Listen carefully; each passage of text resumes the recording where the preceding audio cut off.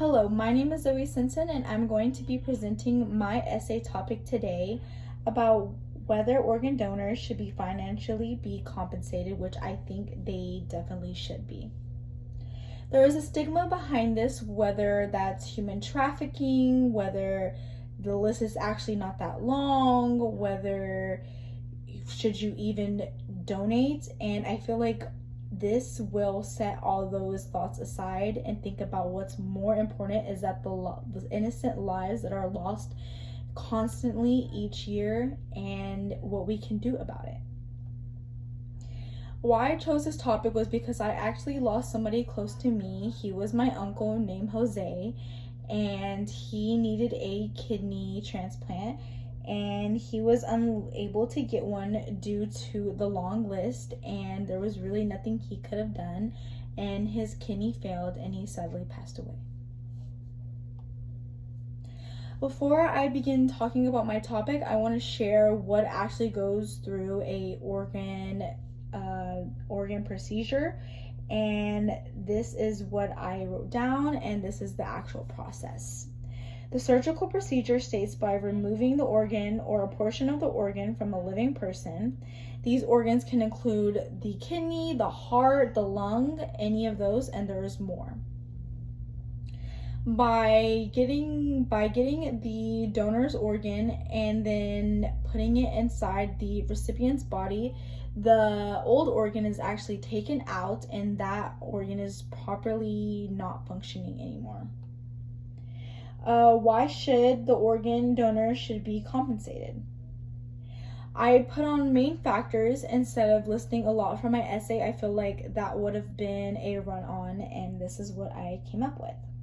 The supply of organs is at an all-time low, and by financially compensating them, this will persuade donors to actually donate and actually risk their lives for this, because this is something that we're asking for the courtesy of ethics, the courtesy of good. All the textbooks that I read, there's court hearings, court cases, and a lot of it mentions ethics, in which you should just be doing this for the good.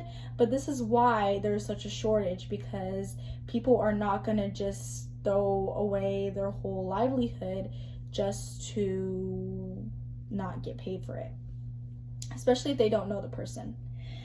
Then I put that it can cause mental strain on the person, which is true, and it can cause anxiety, depression, mental illness, and this is something that can affect your everyday of life, and it can take a mental toll on you, and to not be very much compensated for that is just not fair to me, and that the family and the donor are the most people that really don't get anything from this is just really unfair.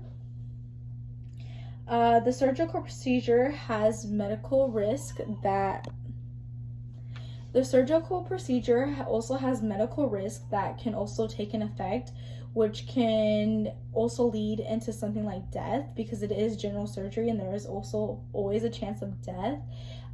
Then where you take to a loss of work, it can take to recover for to 6 to 9 months depending on you, and it's a lot.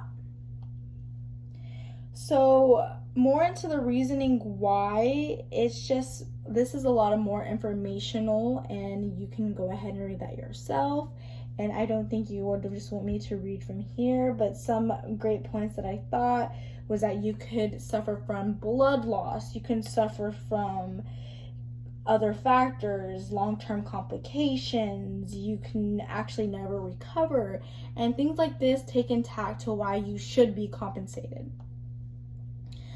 I put into my thesis on the main reasons why, and that is just resonate in them, and yeah. During collecting my research, it was more online based. I felt like I found a lot more on the FDA website.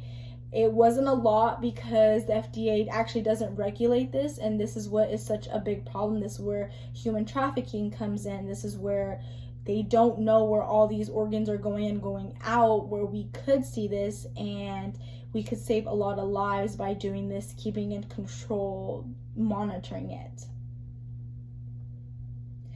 Thank you for listening to my presentation. That is all for today, and I think this is why you should be